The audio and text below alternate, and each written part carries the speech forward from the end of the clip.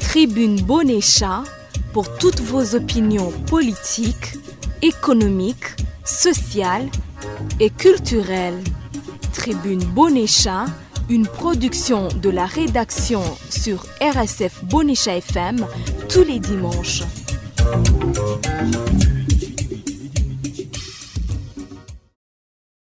Bonjour et bienvenue dans l'émission Tribune Bonécha. Je suis ravi de vous retrouver, chers auditeurs. Tribune Bonécha d'aujourd'hui propose de revenir sur la préparation de l'élection présidentielle 2027. Le 3 mai 2027, les Burundais se rendront aux urnes pour élire leur nouveau président. Il reste moins de 12 mois. La fièvre électorale commence à monter et le parti au pouvoir CNDD-FDD a déjà désigné son candidat. Le président sortant, Évariste Ndayishimiye, va briguer un deuxième mandat. D'autres acteurs politiques ne se sont pas encore exprimés pour accompagner ou défier le candidat du parti CNDD-FDD.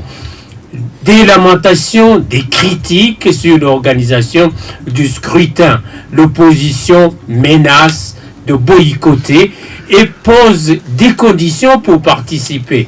Et le président Ndayishimiye tente de convaincre. Où en sommes-nous? Nous avons 4 invités autour de la table. Honorable Jérémy Ngendakumana, ancien président du parti CNDD-FDD, ancien député de l'EALA. Bonjour, merci d'avoir accepté notre invitation. Bonjour, merci de m'avoir invité. Honorable Olivier Nkurunziza, président du parti IPRONA. Honorable Olivier Nkurunziza est député à l'EALA. Bonjour, merci d'avoir accepté notre invitation.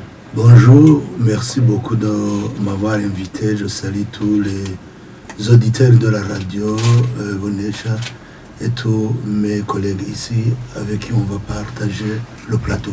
Monsieur Jean-de-Dieu Moutawazi, président du parti Radebo, bonjour, merci, vous êtes le bienvenu dans l'émission Tribune Bonécha.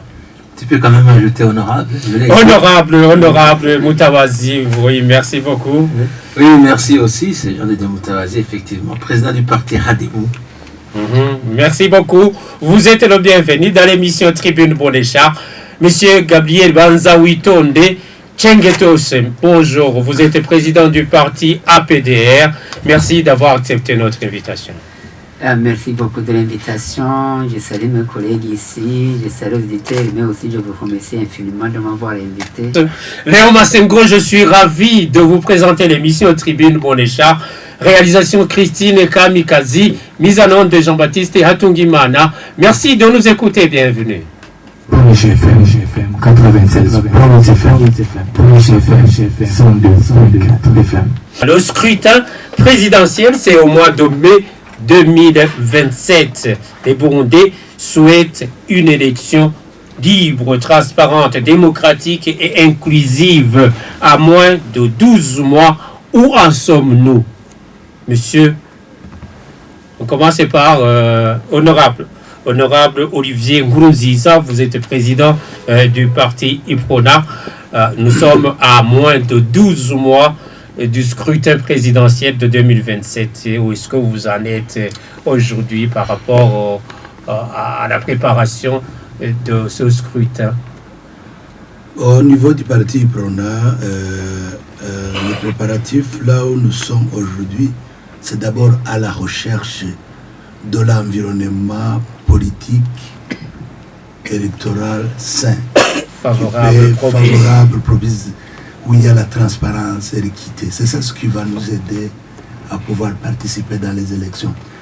Où est-ce que vous cherchez cet environnement? Vous cherchez c'est d'abord aux plus hautes autorités du pays. Je vous rappelle qu'avec d'autres partis, nous sommes aux 5, c'était les partis qui ont porté plainte à la Cour constitutionnelle qui avait constaté les illégalités pendant les élections de 2025, législatives et communales. Alors, Là, nous avons relevé effectivement des irrégularités, nous avons vu des tricheries, des graves problèmes que nous avons constatés. Alors nous avons écrit une lettre à son Excellence Monsieur le Président de la République pour qu'effectivement, avant qu'il y ait les élections, nous puissions faire un dialogue politique avec tous les partenaires électoraux. Et effectivement, le président de la République, nous saluons qu'il a accepté ce dialogue. C'était le 15. Mais nous avons aussi au palais de Bujumbura. Oui, exactement. Nous avons essayé de donner toutes ces irrégularités. Mais le problème est que les solutions ne nous conviennent pas exactement. Parce que toutes les solutions qu'on a données, on disait oui. Ce qu'il faut saluer, c'est qu'en tout cas, on a pu relever tous les problèmes jusqu'à 44 questions. Et tous les partis politiques et la société civile qui était là. Et on a donné des solutions. Mais quand vous essayez de lire les solutions, vous trouverez que la grande majorité ont dit que c'est la CENI, que c'est l'administration qui va mettre en application. L'administration, déjà, c'est la plus grande. La majorité de l'administration, c'est le parti au pouvoir. Et le parti au pouvoir, c'est lui seul qui n'a pas pu accepter qu'effectivement, dans les élections de 2025, il y ait la transparence. On a usé la force.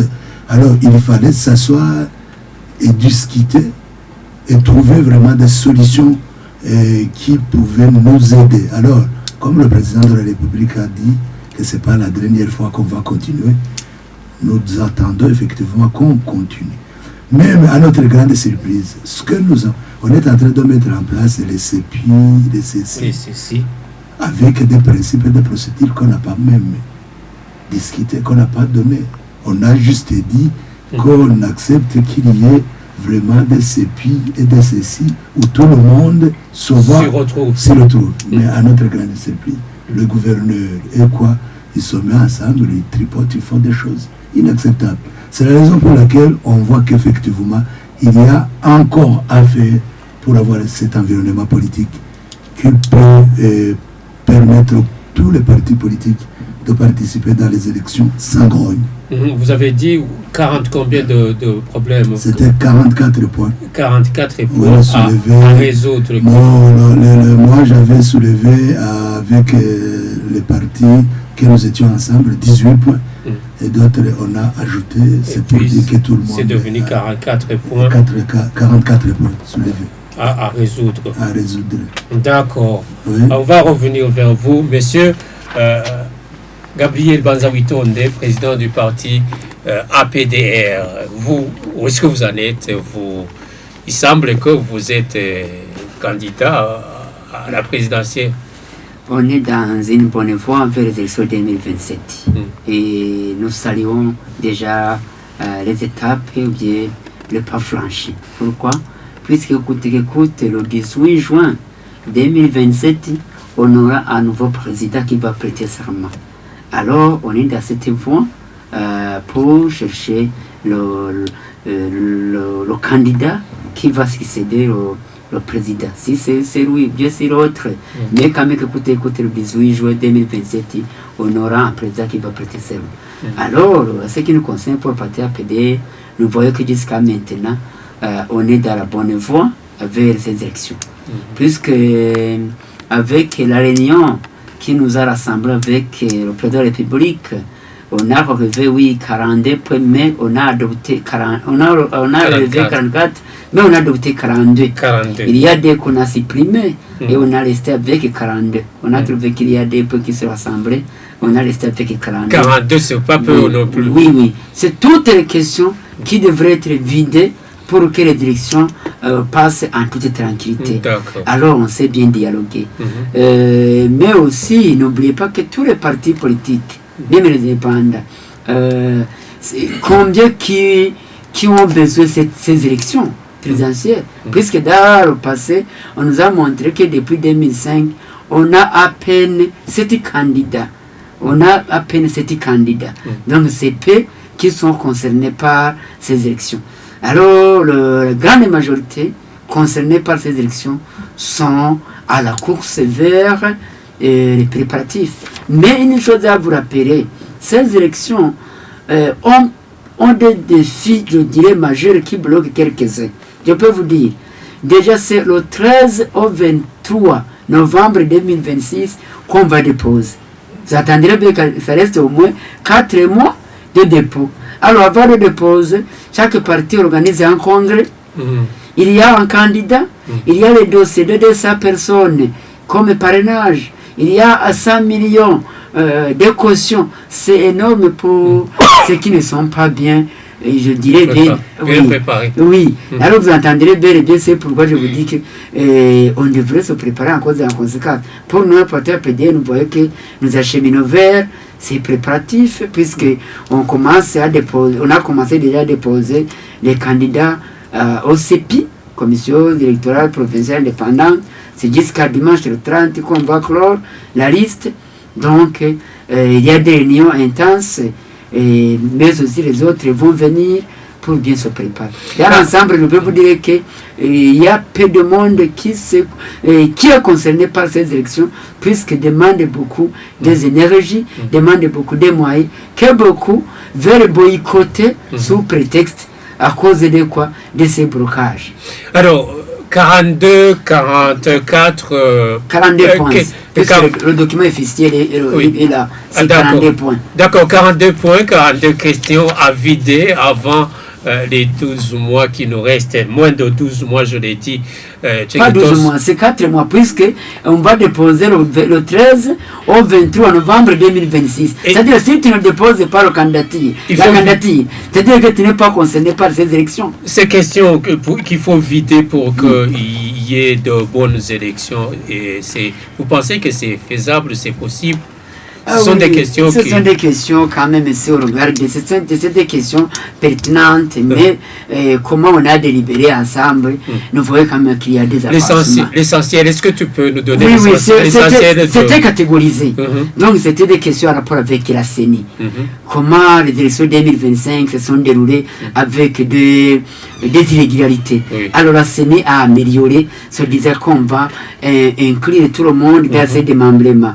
Mais aussi on a ajouté, on a ajouté encore que les observateurs, cette fois-ci dans les bureaux de vote, auront une parole, puisqu'auparavant c'était les observateurs muets. Ils écrivaient tout simplement les irrégularités. Mais maintenant, on a octroyé la faveur de quoi?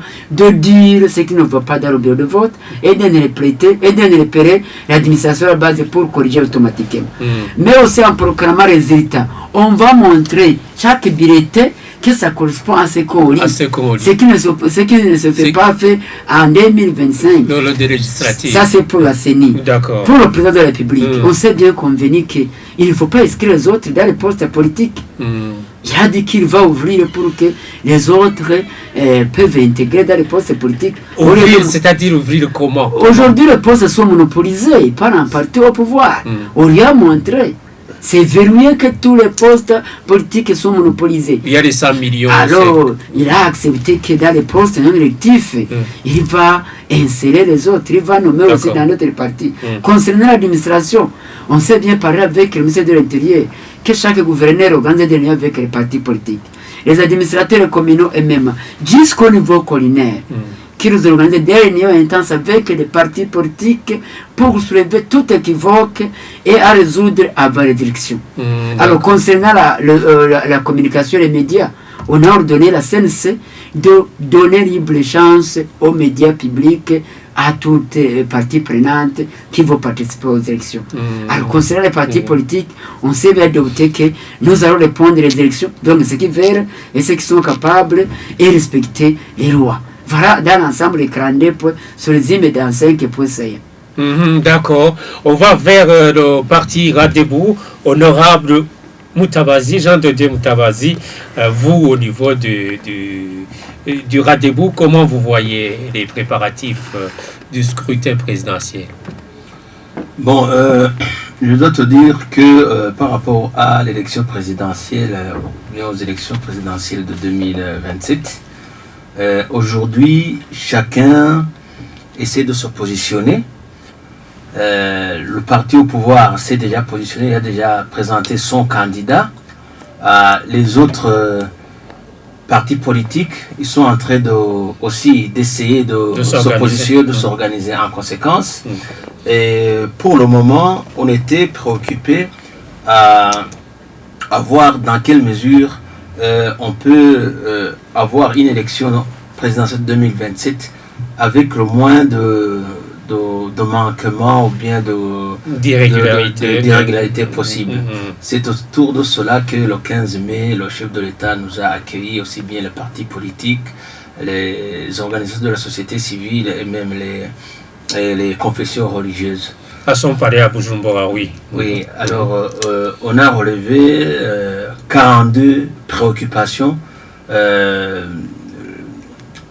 qu'il fallait 42 préoccupations dont il fallait tenir compte pour avoir une élection, je dirais, plus ou moins correcte, parce que comme vous savez, Massengo, même aux États-Unis, en France, il n'y a jamais une élection parfaite à 100%. C'est toujours des élections. Nos amis, l'UPRONA et ses collègues, ils ont présenté 18 préoccupations majeures, y compris des réformes aussi bien institutionnelles que juridiques. Sur la réforme institutionnelle qui concernait le changement de la CENI actuelle, nous, on s'était convenu que il fallait avancer avec la CENI actuelle et même le code électoral actuel ainsi que la constitution. Mais il s'est avéré que on n'est pas sur la même longueur d'onde. Mais nous, au niveau du Parti Radeboud et d'autres formations politiques, on a décidé d'avancer avec la CENI actuelle et le code électoral actuel. Et c'est pourquoi nous allons déposer les candidats au niveau de démembrement de la CENI au niveau provincial. Parce que pour nous, si on décide de rejeter la CENI actuelle, il serait vraiment difficile d'aller vers l'élection de 2027. C'est pourquoi nous voulons essayer d'être présents dans les CEPI, dans les CECI et même dans les bureaux de vote pour être, je dirais, vigilants et essayer de corriger les fautes qu'on avait vues ou enregistrées au moment en 2027. Mais après l'élection de 2027, on va revenir à la charge pour que ce qui concerne la révision, ce qui concerne la réforme ou la révision au niveau institutionnel, c'est-à-dire de la CENI jusqu'à ses démembrements, jusqu'à la police, et même au niveau juridique, c'est-à-dire avec le code électoral, on tient qu'après l'élection présidentielle 2027, il y ait révision du code électoral. Donc pour nous, voilà plus ou moins comment on est en train d'avancer. Bien sûr, j'aurai le temps d'y revenir. Vous êtes satisfait de la manière dont la présidentielle se prépare? Ce que je te disais, il n'y a pas une élection parfaite à 100%, mais la manière dont on s'est entendu le 15 mai, le 15 mai, et à lire le procès verbal, le procès verbal qui contient non seulement les préoccupations qui ont été soulevées, mais également les réponses qui ont été proposées et les institutions qui doivent corriger cela. Si cela est mis en œuvre, on pourrait avoir une bonne élection de 2027 par rapport aux élections communales et législatives de 2025. On va donner encore une fois la parole à l'honorable Olivier qui est parmi les 5 formations politiques et qui ont porté plainte, et c'est ça ce qu'il a dit. Il parle de plusieurs points, 44 points, maintenant c'est 42, les 42 points à vider. Et alors, honorable Olivier Mourouziza, j'ai dit il y a des formations politiques qui posent des conditions pour participer à ce scrutin présidentiel. Est-ce que vous pensez que vous avez des solutions qui peuvent vous permettre de participer à ce scrutin? Les solutions sont toujours là. D'abord, c'est le dialogue. Le dialogue, c'est pas un seul jour. C'est déjà accepté. C'est toujours continuer à discuter. Ce qu'il faut saluer, c'est le début du dialogue. On a évoqué les questions, oui, on dit 44, 42, et on avait fait 44, mais on a combiné les questions, les points qui se ressemblent. Mais la manière dont nous avons fait, oui, effectivement, c'était, on se recherche. Quand on fait le dialogue, il faut d'abord chercher effectivement les solutions sur les principaux points qu'on avait évoqués. Bien sûr, on avait dit que la CENI, nous n'avons pas confiance de la CENI, qui a échoué totalement à organiser les élections de 2025. La CENI qui n'était pas du tout capable de donner ordre à ses démembrements. Vous voyez qu'effectivement, une CENI qui n'a pas de force, qu'elle est garantie qu'aujourd'hui, cette CENI va se retrouver capable encore de donner ordre, de mettre en place les CEPI et les CECI inclusifs. Ça sera très difficile. C'est la raison pour laquelle nous avons dit, ne dis pas que c'est pratiquement impossible de le mettre. Changer les gens, c'est une seconde. Encore, ce que nous avons évoqué, qui est par exemple les formes que nous avons proposées, par exemple quand vous dites que les observateurs, cette fois-ci, auront la parole. Est-ce que tu peux le dire sans que cela se trouve dans le code électoral? C'est pas écrit nulle part. C'est la raison pour laquelle nous avons dit non, ça on peut le mettre dans le code électoral parce qu'on ne peut pas dire une chose et son contraire, parce que si vous dites que nos mandataires, nos observateurs auront droit cette fois de réplique, alors que ce n'est pas écrit nulle part. C'est la raison pour laquelle on disait il faut le mettre quelque part ou montrer comment cela doit être appliqué lors des élections. On a dit, on va voir, on demande à la CENI. C'est la raison pour laquelle nous avons dit, oui, nous avons évoqué toutes les questions sans tabou. Et d'ailleurs, c'était vraiment à saluer parce que lors des réunions avec la CENI, au lieu d'écouter nos problèmes, on a mené les sociétés civiles pour injurier et dire que les élections ont été parfaites. Alors, au moins, saluons que pendant cette réunion, au moins, on a accepté que toutes les questions soient amenées à table et discutées et acceptées. Et puis, il fallait continuer à trouver une solution. Alors, pour moi, je dis, nous avons commencé, il ne faut pas conclure. Et le ministre de l'Intérieur appelait les administrateurs pour les expliquer comme il veut que nous nous sommes convenus à ceci et donner même les principes et les orientations des points comment les appliquer en l'absence des partis politiques. Alors, honorable, vous aviez demandé qu'il y ait une nouvelle CENI. Est-ce que vous y tenez encore pour participer aux élections? Vous y tenez encore? C'est possible. Les informations. Quand on remplace une personne et qu'on y met une autre personne, ça demande. On va les commander en Amérique. Ce n'est pas une commande. Ce sont des personnes clés, connues, qui sont ici, qui sont respectuées, connues par tout le monde, parmi les partis politiques, mais des hommes consensuels. Mais quand une personne a commis des erreurs, quand vous avez été en contact, quand il n'a pas été capable de mettre en place les membres du bureau de vote, comment vous voulez qu'aujourd'hui, avec les présidentielles, on croit qu'il va faire des miracles? Alors, on va écouter le sage et le grand frère Jérémy, honorable Jérémy Ngendakumana. Je l'ai dit, c'est un ancien président du parti CNDD-FDD, ancien député de Néala. Je l'appelle sage parce que il est notre grand frère. Et alors, honorable Moutawazi l'a dit aussi, les élections, c'est toujours comme ça. Qu'est-ce que vous pensez de ce contexte dans lequel s'organise le scrutin présidentiel de 2027? Qu'est-ce que vous pensez de tout ça? Merci Léon. Une première observation, peut-être à l'endroit de mon frère Banzeli Tonde, c'est que les élections sont un enjeu national, donc qui intéresse tout le monde. Que ce soit les candidats aux élections que ce soit les non-candidats, tout le monde est intéressé par le bon déroulement des élections parce que les conséquences, d'abord les résultats de l'élection, nous avantagent ou nous désavantagent tous. Les conséquences des élections peuvent nous avantager ou nous désavantager tous. Donc, candidats ou pas candidats, tous les Burundais sont intéressés par le bon déroulement des élections. Ça, c'est la première chose.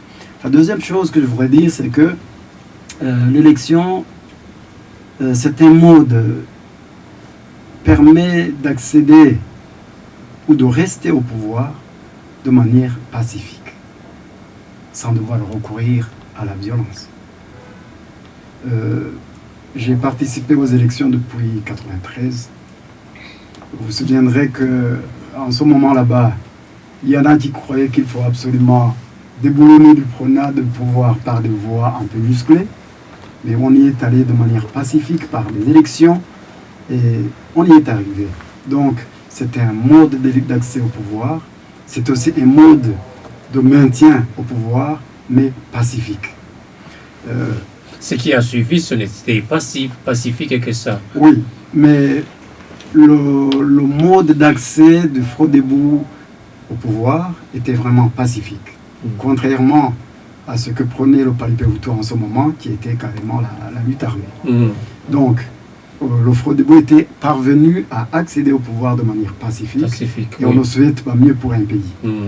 Dans ces conditions, la population se donne le droit, a le droit de reconduire les dirigeants en place s'ils sont satisfaits. Il y a aussi le droit de remercier les dirigeants qui n'ont pas satisfait, qui n'ont pas été à la hauteur des attentes de la population. C'est comme ça que je dis que c'est un enjeu très important pour la population. C'est un moment très important parce que ça permet à la population d'accéder aux besoins élémentaires qu'elle demande au pouvoir en place. C'est pour cela que l'élection ou les élections doivent être crédibles. Et là, la crédibilité d'une élection nous donne un pouvoir qui est légitime. L'élection permet de légitimer le pouvoir quand c'est une élection qui est crédible. Une élection crédible, c'est une élection qui est faite en toute transparence, qui est faite de manière pacifique, de manière inclusive, de manière libre. Et si ces critères-là sont respectés, les résultats deviennent crédibles. Pour arriver à tout cela, il y a des acteurs qui doivent jouer leur rôle correctement. Il y a d'abord la CENI, qui est l'arbitre. L'arbitre doit avoir un minimum de neutralité. Et là, je voudrais peut-être dire une chose. Être neutre, quand on est à l'isoloir, on n'est pas neutre. Mais dans son rôle de membre de la CENI, les membres de la CENI doivent être neutres. Vous comprenez la différence entre les deux. À l'isoloir, vous allez choisir, vous êtes en faveur de quelqu'un. Et là, vous n'êtes pas neutre. Mais au sorti de l'isoloir, et dans vos fonctions de membre de la CENI, il faut absolument être neutre. C'est peut-être une nuance que les gens devraient comprendre. La deuxième chose qu'il faut peut-être rappeler, c'est les règles de jeu. Les règles de jeu, c'est quoi? Pour le cas d'espèce, c'est le code électoral. C'est celui-là qui définit les règles de jeu. Et les règles de jeu, ou le code électoral, doit être aussi neutre, si vous voulez. Ne doit pas être en faveur de l'un ou l'autre candidat. Il faut qu'il y ait un code électoral que tout le monde accepte. Les gens devraient s'entendre sur un code électoral qui n'est pas à l'avantage de l'un ou l'autre candidat. Et pour arriver à tout cela, il faut que les partenaires politiques gardent le dialogue. il faut que les gens se parlent. Pour éviter des crocs en jambes inutiles, il faut que les gens se parlent, qu'ils trouvent des solutions à l'amiable. Il est dit en effet que le dialogue, c'est la clé de la gouvernance, si vous voulez.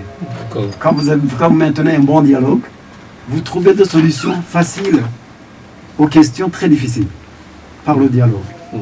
Donc, je demanderai maintenant aux acteurs politiques qui vont entrer en compétition pour l'élection de 2027 de maintenir le dialogue, de se parler régulièrement pour qu'on arrive à une élection crédible où il n'y ait pas de lamentation, pour que les résultats soient acceptés. Et une fois que les résultats sont acceptés, ça veut dire que vous avez un pouvoir qui est légitime, qui est accepté par la population. Ceci est important pour tout le monde. Même celui qui a gagné, il a besoin d'être légitimé par l'élection. C'est l'élection qui, une fois pacifique, transparente, crédible, une élection crédible, légitime le pouvoir. Une élection qui n'est pas crédible, tu peux être au pouvoir, mais si ce n'est pas à travers une élection crédible, même ce pouvoir-là n'est pas légitime, même s'il est là. Merci. Honorable, vous êtes toujours du CNDD-FDD ou vous faites encore toujours la politique? Bon, écoutez bien, la politique c'est une affaire de tout le monde. Il ne faut pas qu'on vous dise que quelqu'un ne fait pas la politique. La politique c'est une affaire de tout le monde. Membre d'un parti politique ou pas, on joue toujours de la politique. C'est une affaire de tout le monde. On dit bien que vous vous occupez de la politique, vous ne vous en occupez pas et s'occupe de vous. Donc autant s'en occuper de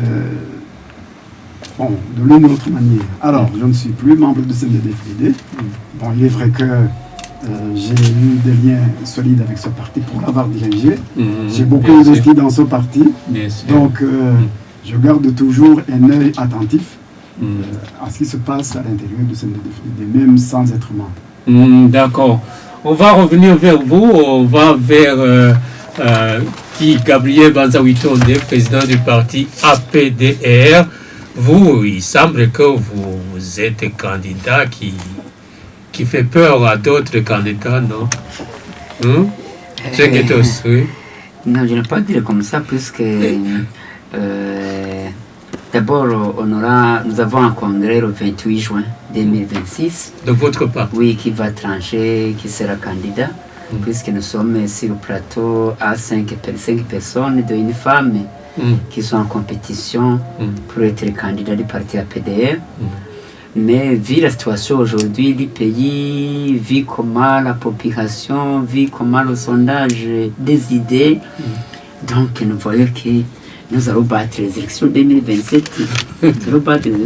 Même aussi si nous allons quand même échouer, ne pas gagner, l'important de participer. Puisque si on laisse le CNDD-FDD qui a déjà présenté son candidat, partir état seul dans les élections, puisque le code électoral envisage une candidature unique, directement, dans ce cas, on donne la chance d'un boulevard de monopoliser le pays.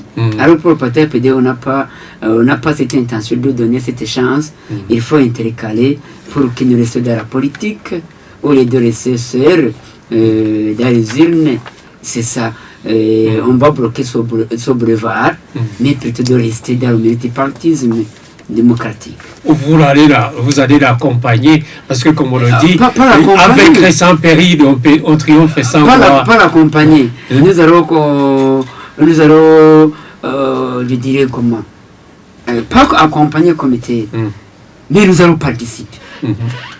Avec espoir de gagner. Oui, et espoir aussi de mettre en application notre programme d'action, notre programme politique que nous allons présenter au peuple. C'est pourquoi nous demandons d'ailleurs celui qui va gagner, il faut donner chance de gouverner. Et celui qui va échouer, qui accepte le verdict des urnes, toutefois en félicitant le gagnant. C'est ça le jeu démocratique. Banza-Witonde, il faut payer 100 millions comme caution, vous en avez? Je vous ai dit que ces élections présidentielles il y a énorme défi, puisque ce n'est pas 100 millions seulement. Je veux dire qu'il y a aussi 200 personnes de parrainage. Quand on parle de 100 personnes, vous entendrez que c'est peu. Mais le dossier est énorme. Il y a un dossier qu'on demande, et un dossier qui est très énorme, y compris un certificat de nationalité, à quel on accède tout simplement au niveau du ministère de la Justice. Donc il y a ces 100 millions. Mais aussi, il y a les frais aussi de campagne. N'oubliez pas qu'on va battre la campagne. Mais 100 millions pour une personne, c'est beaucoup. Mais pour un parti, c'est peu d'argent. Il y a les Burundais démocratiques qui veulent que toujours la démocratie reste garantie au Burundi. Si quelqu'un va donner 1000 francs, 10 000 francs, 10 000 francs, on va collecter cette somme. Et nous avons espoir que dans 2-3 mois, ces 100 millions, vraiment, on va les collecter. Ce n'est pas un problème. On va les collecter. L'important, c'est de défendre la démocratie qui demande plusieurs énergies de la population, même l'honorable Jérémie là, je pense qu'il va nous donner ça. Il va vous donner ça. Oui, même l'honorable président Iprona est là. Il a mis de il aura donné dans son parti. Même Moutavazera, celui qui a combattu pour la démocratie, il va donner 10 000. Il aura donné aussi pour son parti. Vous aussi, vous êtes amis de la démocratie. Vous n'allez pas laisser. Même les Bagumyabanga, j'ai déjà vraiment vu beaucoup déjà de Bagumyabanga qui me disent que si vous allez présenter votre candidat, passez à moi pour vous donner 1000 francs, passez à moi pour vous donner 10 000 francs. Alors on aura au moins 2 mois de collecte de cette somme. Pour nous, vraiment, pas de problème. L'autre fois, c'est toi qui avais acheté des drapeaux pour le parti. Non, ça c'est l'amitié. En politique, il ne faut pas se considérer comme des ennemis. Il ne faut pas se considérer comme des ennemis. Nous sommes des amis politiques. Même malgré ça, on nous a inscrits dans des postes politiques.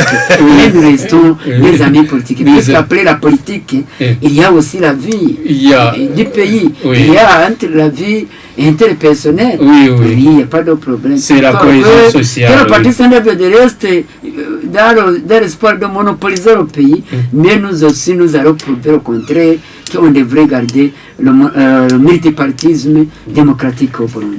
C'est un bon modèle aussi que je donne un crédit de ne pas toujours songer de monopoliser le pays, puisque le pays a connu ce genre de gouvernance et on sait comment c'est terminé. Alors, on va donner la parole à l'honorable Jean de Dieu Moutawazi. Il a demandé qu'on parle, on l'appelle honorable. Alors, honorable Jean de Dieu Moutawazi, vous participez au scrutin présidentiel pour accompagner ou pour défier le parti CNDD-FDD qui a déjà présenté son candidat. Vous participez pour défier ou pour accompagner? Il y a plusieurs manières de participer à une élection. Oui. Je vous rappellerai qu'en 2005, d'ailleurs quand j'étais député, on était 5 partis, 5 formations politiques à Kigobe en 2005. Le parti CNDD-FDD était majoritaire, suivi d'un Frodebou divisé. Il y avait le camp Minani, dans lequel j'étais, le camp Léon Séguédakomana, on avait 25 députés.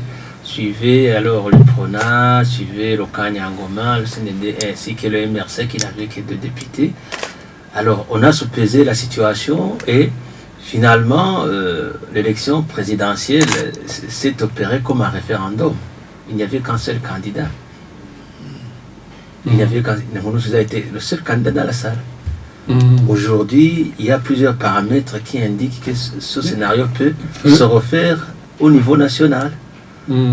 Premièrement, il y a certains partis politiques dont je ne nomme personne, qui, sur certaines, je dirais, exigences des réformes institutionnelles et juridiques, cadre légal, peuvent ne pas participer à l'élection et laisser leurs militants voter librement. On a déjà compris de quel parti politique il s'agit. Oui. Deuxièmement, il y a d'autres formations politiques, je ne nomme personne, qui vont connaître des blocages de nature pécuniaire, parce que non seulement 100 millions de francs, ce n'est pas une somme modique, c'est une somme importante, mais une vraie campagne, c'est en termes de milliards. C'est un minimum de 2 à 3 milliards. Or, dans nos formations politiques, on se connaît. On se connaît tout le monde. On sait qu'il y a 0 permanence, on sait qu'il y a 2 permanences, on sait qu'il y a 5 permanences, on sait qu'il y a autant de véhicules, on se connaît tout le monde. Bon, pas en profondeur, mais on se connaît. Donc, il y aura sûrement un blocage au niveau pécunier. Or, ça, c'est un indicateur. Troisièmement, tu peux ne pas avoir un blocage pécunier et avoir un blocage du côté de l'implantation. Tu peux avoir les 3 milliards, mais arriver à certaines conditions dont le président PDA a parlé, sur le parrainage, sur la probabilité de passer le cap de 5% pour que tu récupères ton argent, c'est un blocage aussi. Si tu considères que tu as de l'argent mais que tu ne pourras pas passer le cap de 5%, pourquoi alors tu vas dépenser ces sous? Donc, je ne suis pas encore sûr, que ce scénario de 2005 peut se refaire au niveau national, mais il y a une forte probabilité. Bon, deuxièmement, ce que j'ai dans les conditions dans lesquelles on va participer dans ces élections, je suis plutôt optimiste. Même s'il n'y a pas de garantie. Il n'y a pas de garantie. Mais je suis plutôt optimiste.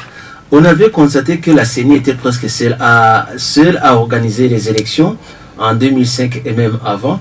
Et aujourd'hui, dans la séance de dialogue du 15 mai avec son Excellence le Président de la République, on a demandé à ce que l'administration du territoire, de la base au sommet, soit aux côtés de la CENI et ses démembrements pour l'assister.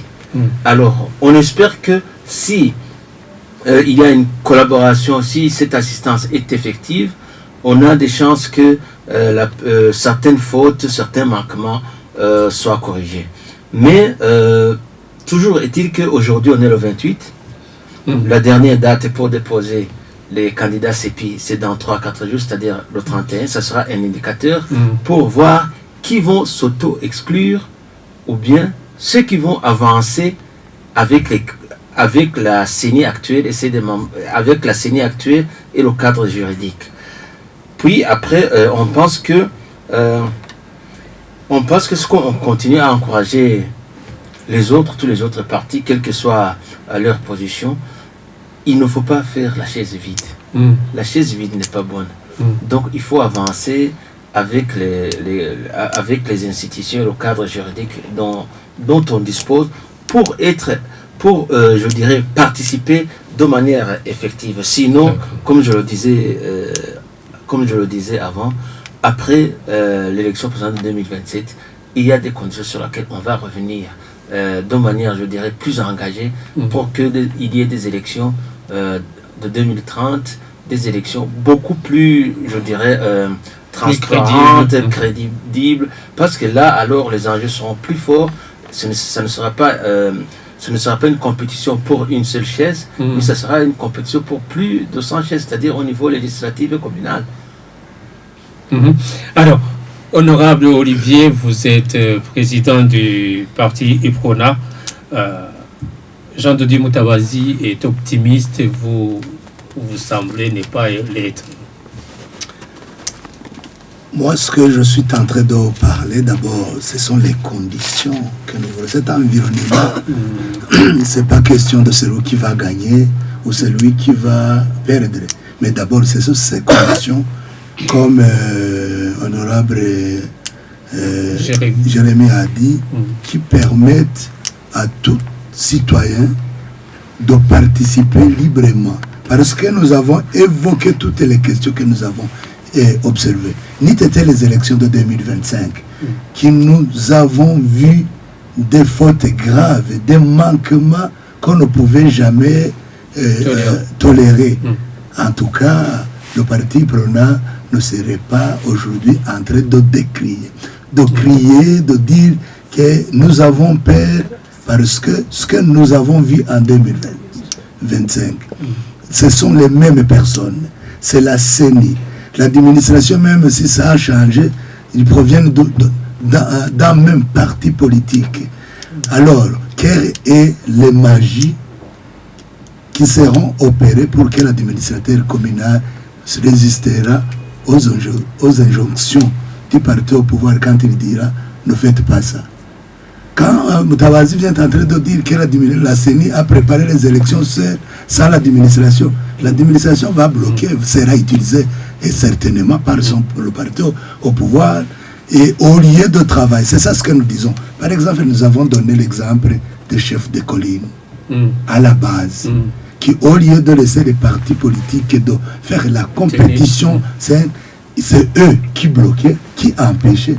Mais quand ils m'ont dit que ce sont eux qui vont encore organiser les élections, quelles sont les garanties? C'est la raison pour laquelle nous disons, nous avons évoqué, vous avez parlé d'une façon idéale, comme si nos responsables à la base sont devenus effectivement des hommes qui vont tout faire. Pas du tout.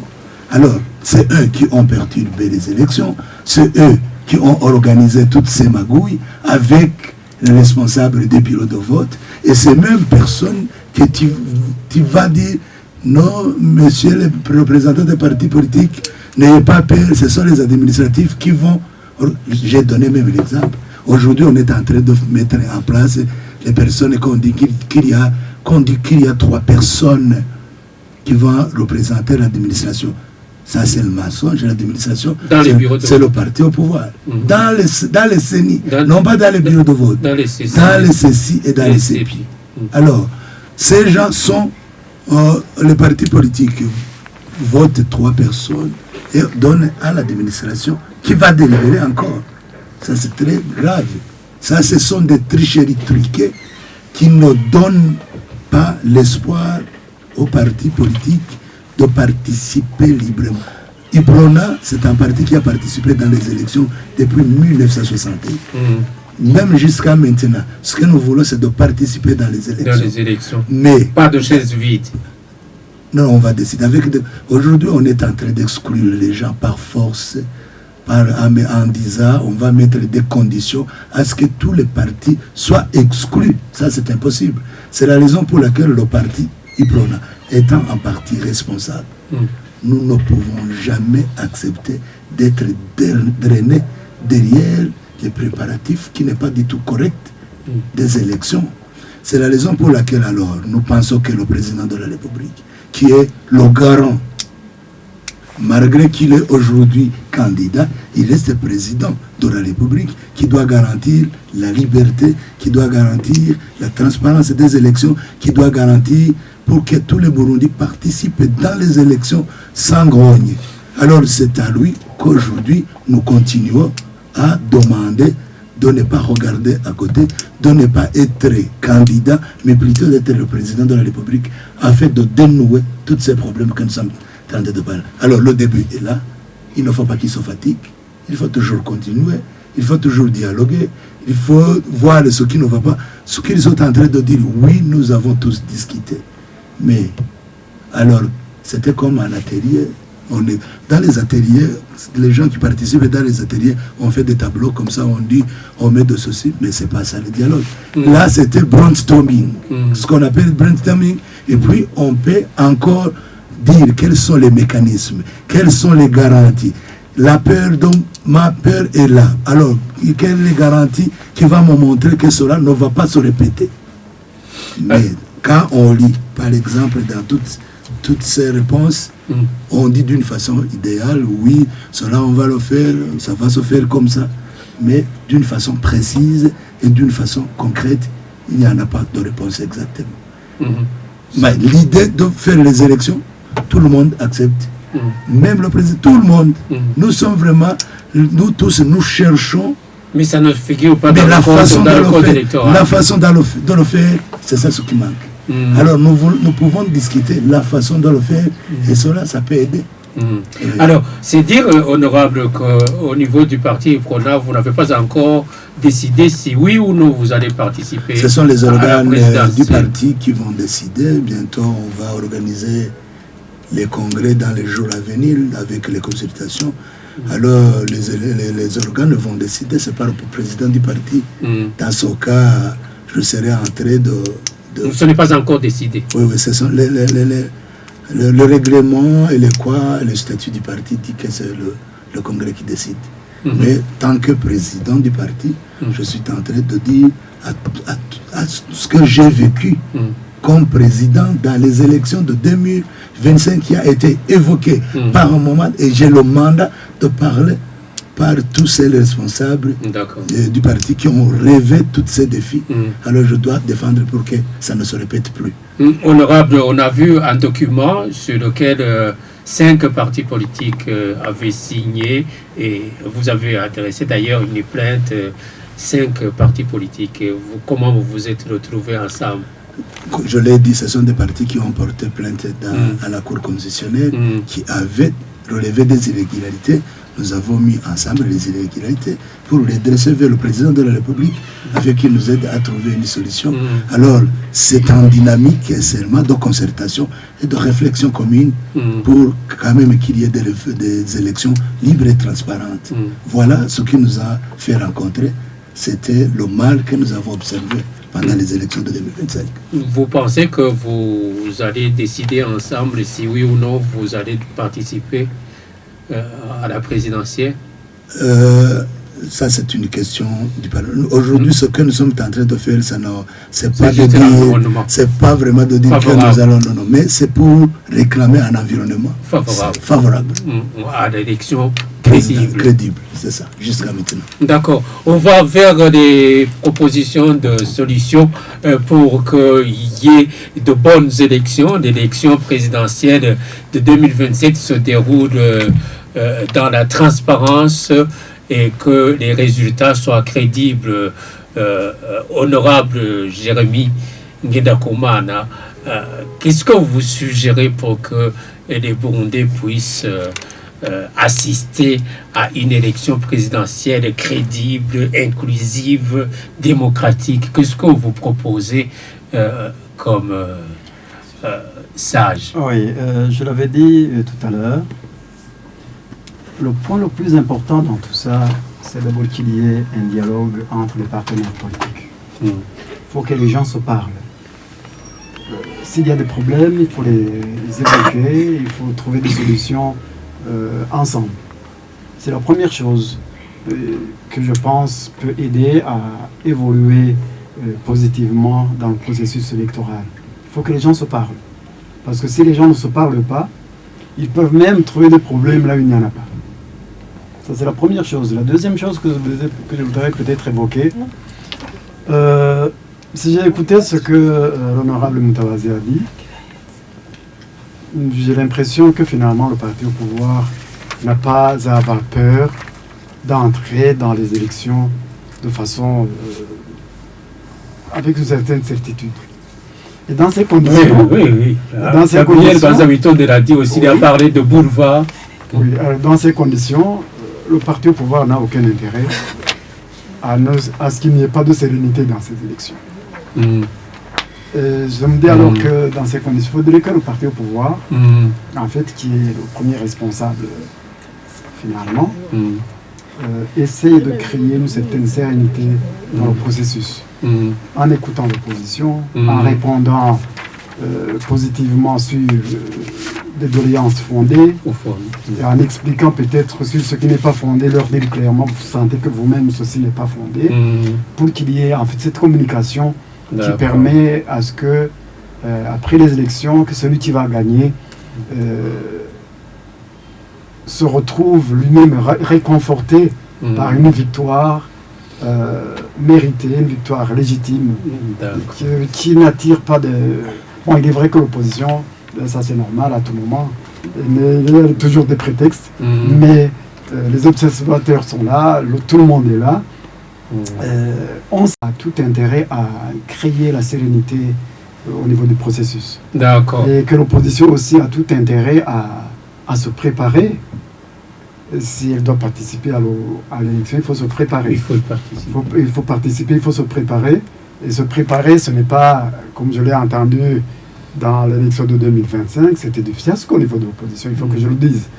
J'ai entendu des gens dire le premier objectif, c'est de bouter dehors le CNDD-FDD. Ça, c'est pas un programme. Il faut qu'il y ait un programme qui dise, voilà, vous faites face à tel défi. En tant que candidat, nous avons des solutions aux gens. Voilà. D'accord. Apporter des solutions aux préoccupations de la population de façon claire et de façon logique. Il y en a qui vous diront je vais vous apporter le Tanganyika car aussi ça c'est pas crédible. Il faut des solutions crédibles, acceptables, mais présentées à la population. Merci beaucoup, honorable. Nous sommes vers la fin de l'émission. Juste un très peu de mots, Gabriel Banzawitonde, des propositions, quelques propositions pour qu'il y ait de bonnes élections. Merci beaucoup. Quand Judas a baisé Jésus-Christ, qu'est-ce que Jésus-Christ a dit? A dit, faites ce que vous voulez puisque c'est le temps. Alors, dans mes lunettes politiques, je vois les élections qui vont se tenir le 3 mai 2027. Je vois le président qui va prêter serment le 18 juin 2027. Mais je ne vois pas les élections là. Moi, je vois les élections du 13 au 23 novembre 2026, puisque c'est le dépôt des candidatures. C'est-à-dire les personnes qui n'allaient pas déposer la candidature ne seront plus concernées par les élections. C'est-à-dire on a tout simplement devant nous 4 mois au plus. C'est pourquoi des choses tout simplement que je recommande. Il faut d'abord qu'il y ait un respect strict des conclusions issues de la réunion avec le président de la République. Donc ces calendriers pour conclure devraient être bien respectés selon chacun à ce qui le concerne. Un autre point, je demande aux partis politiques de continuer les préparatifs vers les élections. Puisque pour que dépose un candidat, ça demande un congrès. Alors pour demander un congrès, il y a un temps. Vous entendrez que bel et bien, donc on a 4 mois devant nous. Si nous restons de dire des balises, c'est le problème. Donc quand on n'a pas ce qu'on a, il faut qu'on aime ce qu'on a. Voilà. Donc dans l'impossibilité, il faut continuer à réclamer, mais toutefois à rester aux élections. Puisque je vois les élections le 13 au 23 novembre 2026. C'est voir mes lunettes politiques. Je vois la limite des élections, se limite à ces dates. Merci Gabriel. Jean-Dodier Moutawazi, vos quelques propositions ici pour... je n'avais que 60 minutes et on me montre qu'il ne reste qu'une minute. Moi, ce que je vous disais, une élection est une élection. Nous ne devons pas être suspendus. L'avenir du Burundi ne dépend pas d'une élection. S'il y a une élection qui est entachée d'irrégularité, il faut en préparer. Il faut veiller à ce que ces irrégularités ne se répètent pas. C'est ça l'essentiel. Deuxièmement, comme votre chanson qui a commencé l'émission de Steven Sogo, il est beau, le Burundi, mais j'ajouterais aujourd'hui, il est beau et paisible. Donc ce sont des valeurs qu'il faut sauvegarder. Sinon, l'enjeu de bonne gouvernance, les enjeux liés au développement, sont des enjeux qui concernent tous. Et pour terminer, les élections ou l'élection présidentielle ne concernent pas seulement les directeurs des partis politiques. Ils concernent premièrement et principalement le Burundi profond, les Burundais, les 6 millions d'électeurs burundais qui vont aller aux élections. Ça veut dire que s'il y a un candidat, s'il n'y a qu'un seul candidat, s'il n'y a pas d'autre, ce n'est pas un problème. L'essentiel, c'est de maintenir un Burundi beau et paisible. Oui, voilà, le temps qui était imparti à l'émission Tribune Bonécha touche à sa fin. Il est bon le Burundi et il a droit à de bons dirigeants. Vous êtes appelés à désigner de bons dirigeants ce jour-là, le jour du scrutin présidentiel. C'est l'occasion de vous choisir de bons dirigeants. Il est bon le Burundi, il mérite de bons dirigeants. Merci beaucoup, honorable Olivier Nkurunziza, président du parti IPRONA, d'avoir participé dans l'émission Tribune Bonécha. Merci beaucoup, je vous remercie et je répondrai présent à votre invitation pour la fois prochaine quand vous aurez l'occasion de m'inviter. Mais ce que je demande, c'est de continuer le dialogue et l'écoute, ce qui va aider les Burundais. Ce n'est pas seulement de forcer d'user la force et de dire que tout le monde soit démobilisé dans les élections pour participer étant seul. Ça n'a pas d'avantage pour le pays.